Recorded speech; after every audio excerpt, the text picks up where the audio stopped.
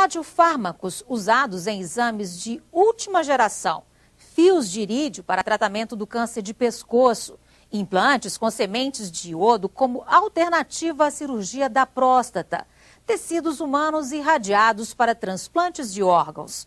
São alguns avanços que as pesquisas com tecnologias nucleares trazem para a medicina.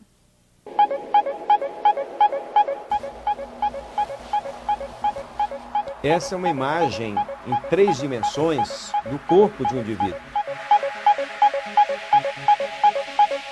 Imagens tridimensionais que podem salvar vidas. Exames avançados que direcionam como os especialistas devem atuar. Esta é a contribuição da medicina nuclear para pacientes do mundo inteiro. A medicina nuclear, contrariamente à radiologia, os aparelhos não emitem radiação. Você dá para o paciente, por forma venosa ou via oral, pela boca, um contraste que é radioativo. Esse contraste como se emitisse uma luz que permite que os aparelhos captem essa luz e transformem numa imagem de uma alteração de um órgão. A história da medicina nuclear começa no fim do século XIX, com a descoberta dos primeiros isótopos naturais. A cientista Marie Curie encontrou os primeiros elementos naturais radioativos em 1898. Mas o diagnóstico ocorreu apenas 36 anos depois, em 1934. Especialistas começaram a usar o iodo radioativo para fazer imagens e para tratar o câncer da tireoide, glândula que regula o metabolismo humano. Os exames no Brasil tiveram início a partir da década de 70. Apesar de ser uma ciência recente, a medicina nuclear trouxe avanços importantes para o diagnóstico por imagem e para o tratamento de diversos tipos de câncer. Avanços ligados diretamente a aparelhos de última geração como este aqui, o PET-scan. Ele faz o diagnóstico precoce de tumores que não são detectados normalmente pelos sistemas tradicionais de radiologia. Os sensores luminosos do PET-scan detectam os sinais que o corpo do paciente emite. Antes do exame, é preciso ingerir produtos que traçam um caminho rumo aos órgãos afetados por tumores.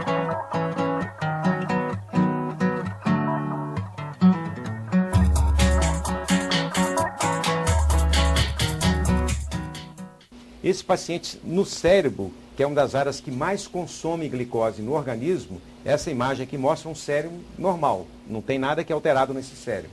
Mas todas as outras manchas são metástases, são tumores que se espalharam pelo organismo. E o PET permite fazer o exame do corpo inteiro com uma radiação muito pequena, permitindo você avaliar. Imagina você ter que fazer uma tomografia aqui, uma outra aqui. Ele te dá uma visão tridimensional. Aqui lesões em coluna, lesões nos órgãos vitais, de gânglios e na bacia. Então você tem essa ideia. Além do PET-scan, aparelhos como a gama-câmara também são usados para o diagnóstico de câncer.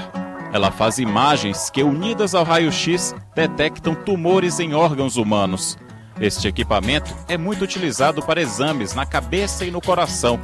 Mas o sucesso da medicina nuclear não depende apenas de máquinas sofisticadas e de especialistas em análises clínicas.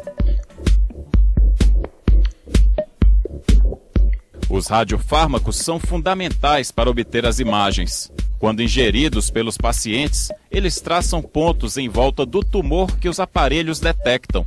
No Brasil, o IPEM produz os radiofármacos e abastece 97% das instituições médicas do país.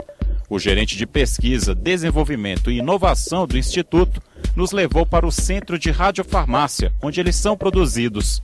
O laboratório tem detalhes que chamam a atenção. Portas especiais monitoram a radiação de todos aqui. O manuseio dos radiofármacos requer ainda mais cuidados. A célula é toda revestida desse lado, do lado interno também, em cima e embaixo, com chumbo. Esses são tijolos de chumbo que tem uma espessura, um tamanho adequado para barrar toda a atividade que está lá dentro. E esse cálculo dessa blindagem é feito visando uma produção futura, um aumento de demanda, tá? Para que a dose de radiação aqui, para quem está manipulando, seja zero. Tá? Por isso que nós estamos aqui podendo fazer, né, essa demonstração. Os radiofármacos também servem para o tratamento de diversos tipos de câncer.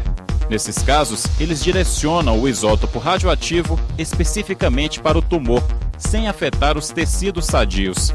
E é nesse campo que a medicina nuclear mais avança. Pesquisadores fazem trabalhos científicos para descobrir terapias na área de oncologia. Maria Elisa Rostelato conduz a produção nacional dos fios de irídio, finíssimas estruturas metálicas que são implantadas em pacientes com câncer de pescoço.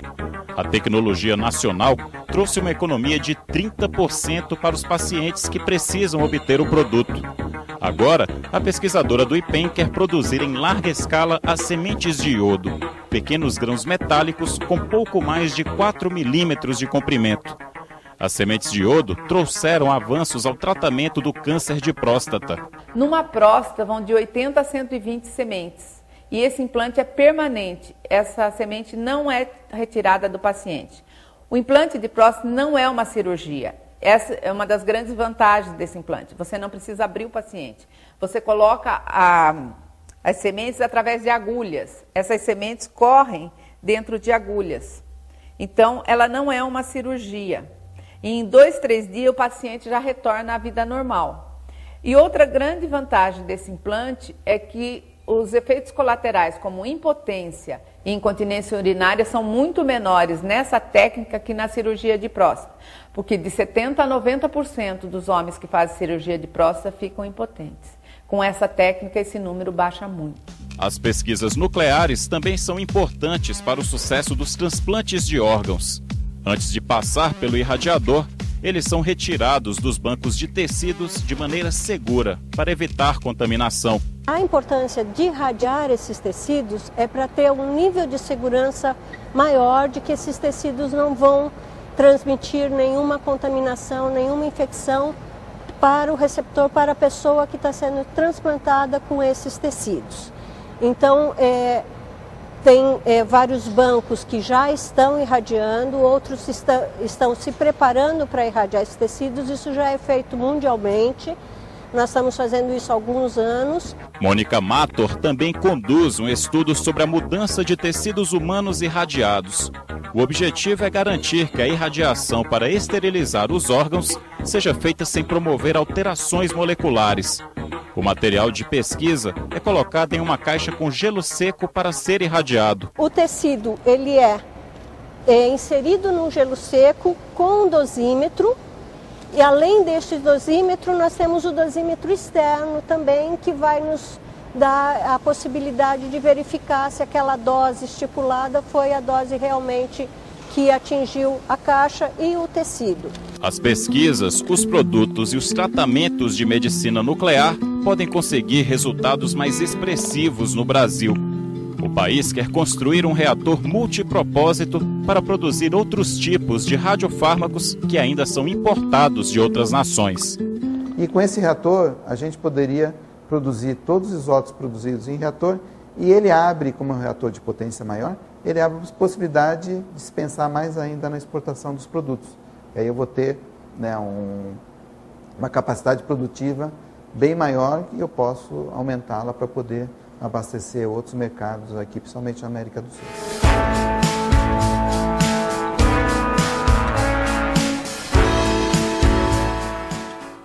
A irradiação é usada para esterilizar também alimentos que servem para pessoas com algum tipo de restrição ou imunidade baixa.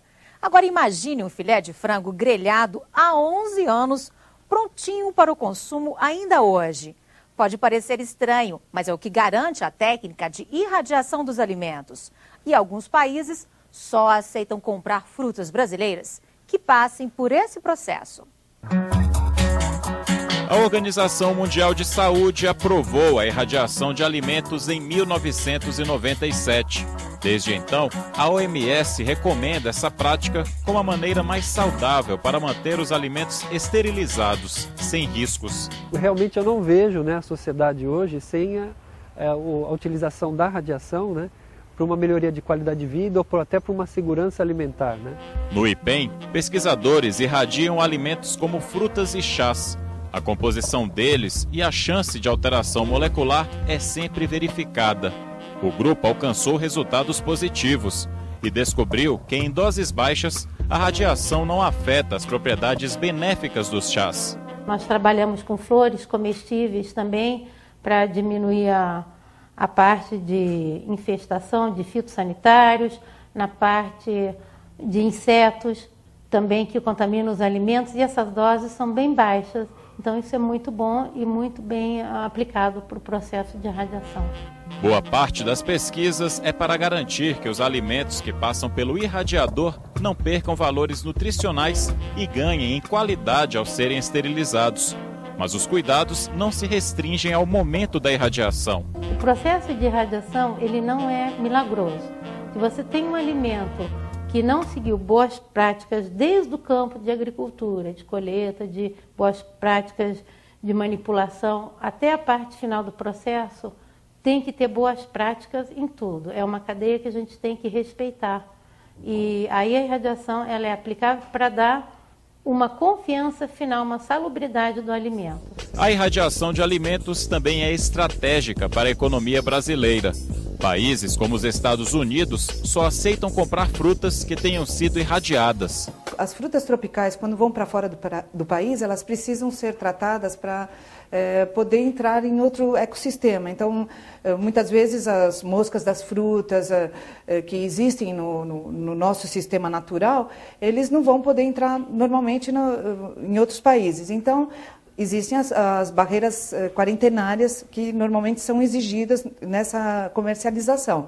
Então, a irradiação de alimentos poderia ser utilizada para substituir os tratamentos térmicos que normalmente são aplicados, por exemplo, nas mangas.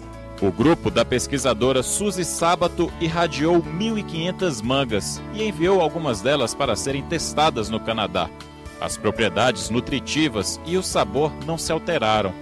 Pesquisas recentes buscam preparar alimentos para serem consumidos por pessoas com baixa imunidade. Essas pessoas normalmente não podem ingerir salada de frutas, verdura nem sorvete. Bom, aqui nós temos um sorvete que a gente até irradiou, né? Normalmente a gente faz alguns testes físico-químicos também. A gente pode medir a cor dele, né? Então a gente chega com o aparelho e mede se teve alguma alteração. Então mede no sorvete irradiado e também no sorvete controle, que a gente sempre trabalha com as duas amostras. E, então, a gente faz vários testes físico-químicos, né, pH, algumas outras análises, e também sempre uma avaliação sensorial que envolve as pessoas para provarem e verem se gostam da amostra irradiada ou não. Uma das aplicações menos conhecidas da tecnologia nuclear afeta diretamente as lavouras brasileiras. Em 1980, foi iniciada uma pesquisa para erradicar a população das moscas das frutas. Hoje, as lavouras estão mais seguras e a qualidade do fruto brasileiro é mantida. Os estudos foram feitos no Centro de Energia Nuclear na Agricultura, SENA, criado há 45 anos. O centro funciona no campus da Universidade de São Paulo, em Piracicaba, a 165 quilômetros da capital paulista. O professor Júlio Valder coordenou a pesquisa. Primeiro, é feita a coleta das pragas no campo. Em seguida, os pesquisadores domesticam as moscas em laboratório e irradiam com os raios gama para que elas fiquem estéreis. Nós liberamos no campo e essas moscas, acasalando com as moscas das fêmeas, né, férteis do campo, desse casalamento não resulta nada. Então, na verdade, um controle de natalidade da praga no campo. Com o passar do tempo, a praga do campo praticamente se extingue, né? Ela é reduzida a níveis muito baixos de a população. O trabalho rendeu frutos saudáveis para as lavouras brasileiras e chegou a outros estados. O bom resultado com a mosca da fruta estimulou o grupo a fazer o mesmo estudo com a mosca da bicheira, praga que afeta o gado no país. O pesquisador também irradia alimentos do cardápio básico do brasileiro, como pão, trigo, arroz, feijão, amendoim, ervilha e frutas. A qualidade dos produtos irradiados impressiona. Aqui eu tenho um exemplo de pão. Aqui o pão foi irradiado em 1990 e aqui o pão não irradiado. Então, nesse caso do pão, houve total eliminação dos micro-organismos e o não irradiado, o micro-organismo praticamente consumiu e destruiu totalmente esse alimento. No caso do trigo, o objetivo maior foi a eliminação da praga. A data aqui da irradiação é 1994. Hoje, né, o não irradiado está totalmente consumido pela praga. Atualmente, os pesquisadores fazem estudos com irradiação de carne. Júlio Valder nos mostra o primeiro resultado, um filé de frango irradiado. Esse daqui é um filé de frango grelhado. Ele sempre teve armazenado a temperatura ambiente e é um processo que foi feito no ano de 2000. Quer dizer, esse ano ele vai completar 11 anos sem refrigeração e próprio para consumo. A exportação de alimentos irradiados no Brasil deve ganhar um grande impulso. Em fevereiro de 2011, o Ministério da Agricultura emitiu uma instrução normativa que reconhece e autoriza o uso da radiação como processo seguro para esterilizar frutas. Isso favorece tremendamente a nossa exportação de frutas. O que está faltando agora, realmente, são os acordos bilaterais com os outros países. Então, esse é o próximo passo. Uma vez atingido esse próximo passo aí, isso abre uma frente imensa de exportação de frutas para o Brasil. Seria a energia nuclear a rota para o fim do desperdício de alimentos e a saída para saciar os milhões de famintos no mundo? Perguntas ainda sem resposta. Uma coisa é certa. Os trabalhos dos vários pesquisadores brasileiros no desenvolvimento de tecnologia de alimentos na área de radioatividade caminham nessa direção. A radiação aplicada, por exemplo, em alimentos, aumenta o nível de preservação e a qualidade. Graças a isso, a gente tem um nível de disponibilidade de alimentos muito grande. Mais do que isso, na origem, por exemplo, da agricultura, quer dizer, na agricultura, a preservação de alimentos, a melhora da qualidade das sementes tem sido fundamental a utilização da radiação. Quando você vai na pecuária, a extinção de pragas e preservação de alimentos, fundamental.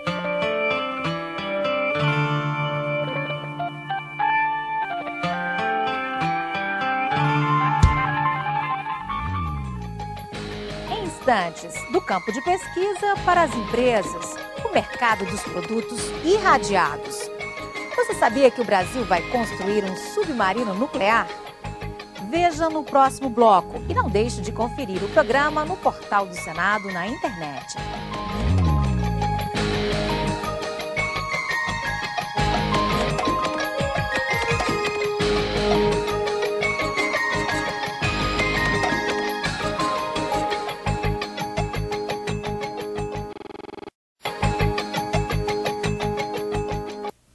Campo de pesquisa para a economia real.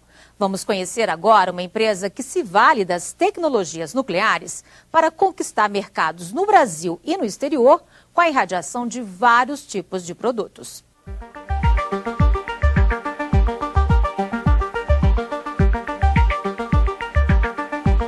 Quando fazem estudos na área de energia nuclear, pesquisadores brasileiros querem que os resultados ultrapassem os limites dos laboratórios. Institutos de pesquisa como o IPEM mantêm parcerias com a iniciativa privada. É importante, né, não existir uma instituição, né, que possa ser um link, né, entre, por exemplo, o governo federal, no nosso caso, né, e a iniciativa privada. Tá? Então, a nossa ideia é promover a questão da utilização da radiação para diferentes fins, né? Seja industrial, seja área médica, agricultura ou meio ambiente. Né? E esse link justamente é isso, um hospital, uma indústria que precisa desenvolver um produto, né, ou um processo, normalmente elas nos procuram, nós trabalhamos com essa utilização da radiação nesse benefício voltado à sociedade, né? E depois de dominada a tecnologia, ela é transferida para a iniciativa privada. Tá? Esse é o nosso link principal. O Sena produz tecnologias que as agroindústrias brasileiras absorvem. Muitas pesquisas usam os conhecimentos em energia nuclear para desenvolver produtos sem uso de radiação. O mesmo tipo de aplicação, o mesmo tipo de conceito físico é empregado para usos que muitas vezes não são, por exemplo, de material radioativo, mas elas têm grandes aplicações na agricultura. O objetivo da Universidade de São Paulo é criar tecnologias para o desenvolvimento do país. Então, uma vez ela atingida o ponto final da pesquisa, né, inicial, ela é divulgada para os outros centros de pesquisa. A tecnologia nuclear brasileira não fica restrita aos centros de pesquisa. Aqui mesmo é o galpão de uma empresa privada que irradia alimentos, produtos hospitalares e até componentes usados na fabricação de rações. E tudo indica que este mercado é bastante promissor. A companhia fica na região metropolitana de São Paulo e começou a operar no fim dos anos 90. Hoje é a 7ª maior empresa de esterilização do mundo e emprega 180 funcionários. 70% dos serviços são voltados à área de saúde. Somos recebidos pelo diretor operacional, Fernando Reichmann. Ele nos mostra a diversidade de produtos irradiados, entre fitoterápicos, temperos, especiarias e fraldas, todos devidamente embalados. A companhia ela foi desenhada e é operada em cima de 3 pilares básicos que a gente considera fundamentais para esse tipo de operação. Número 1 é segurança operacional e ambiental. Atividade nuclear demanda esse nível de responsabilidade. Número 2 é qualidade. Nós provemos qualidade e segurança aos produtos. É um ponto inquestionável aqui dentro. E o terceiro ponto é competitividade. Nós temos que ser cada dia mais eficientes, mais competitivos para que a gente possa realmente fazer parte desse mercado, né, de uma maneira bastante ampla. A variedade de produtos que podem ser irradiados é enorme. Neste galpão, encontramos de joias a instrumentos cirúrgicos. Tudo depende da necessidade do mercado.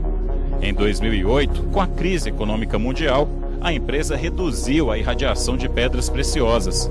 A demanda pelo quartzo brasileiro irradiado sofreu uma redução de 80%. Mercados como Estados Unidos, China e Índia cortaram drasticamente as importações do produto. Essa é uma empresa prestadora de serviço, provedora de soluções. Então ela tem que se adequar a cada uma das situações de mercado.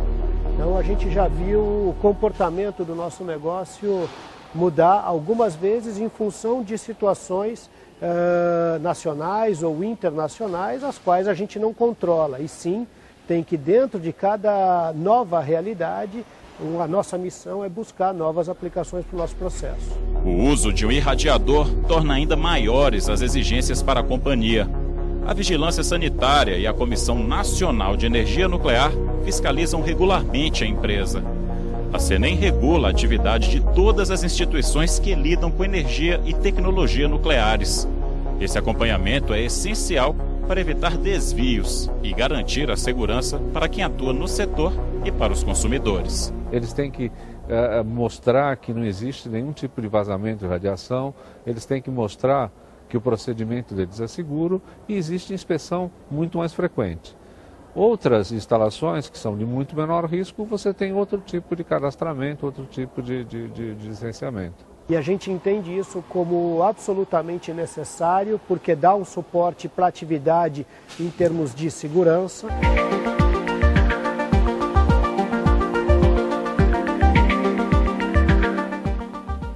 Uma arma para evitar a guerra. É a filosofia do Programa de Desenvolvimento do Submarino Nuclear da Marinha Brasileira. O Brasil quer proteger as nossas riquezas e entrar para um clube restrito de países que dominam essa tecnologia. Mas poucos brasileiros já ouviram falar do projeto. Mas assim como? É para usar como uma arma ou uma coisa que vai ajudar?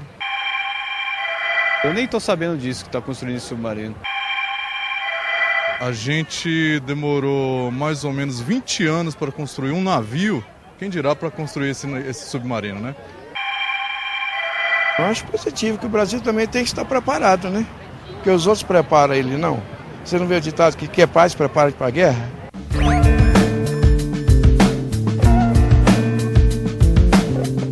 O submarino nuclear ainda é algo distante do imaginário popular brasileiro, mas o governo quer transformar esse sonho antigo em realidade.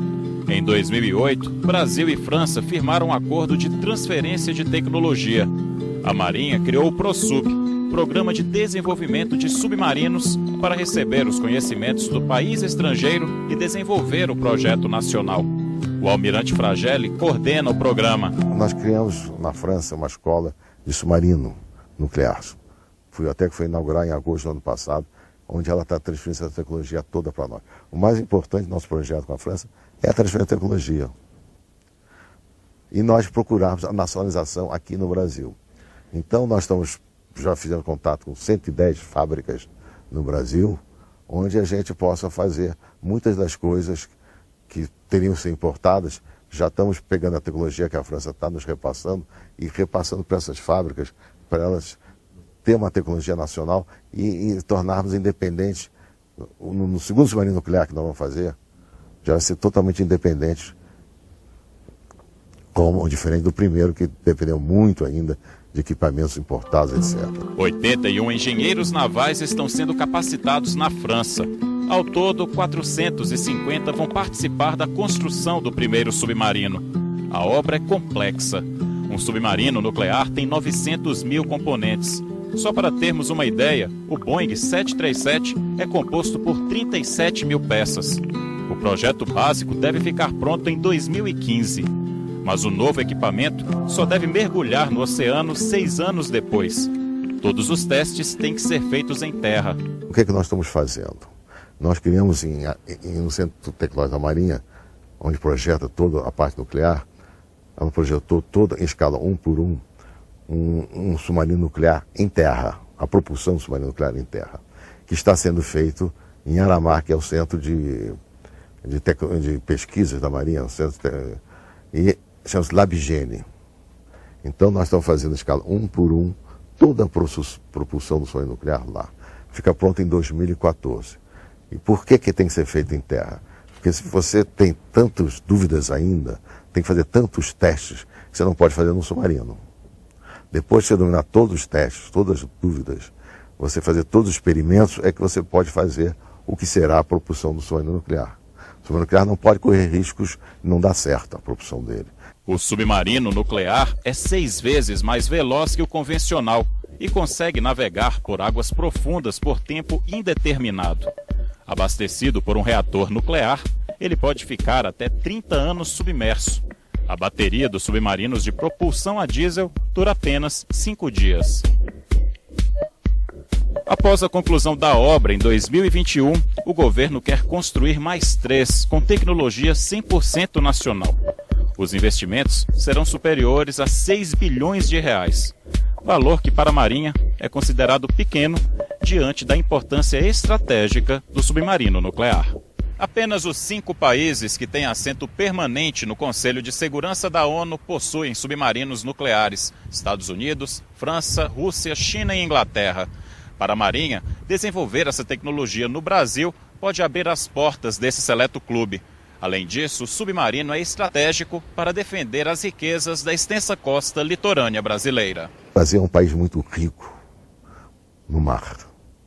Temos tudo que você possa imaginar, no mar nós temos. Minérios, minerais, descobrimos recentemente petróleo na parte do pré-sal. A fauna marítima é fantástica que nós temos. Lagosta é uma coisa fantástica, tudo isso. Nós temos que ter alguém que defenda isso. O Repórter Senado fica por aqui, mas você pode conferir este e outros programas no nosso endereço eletrônico, no portal do Senado, na internet. Até o nosso próximo encontro.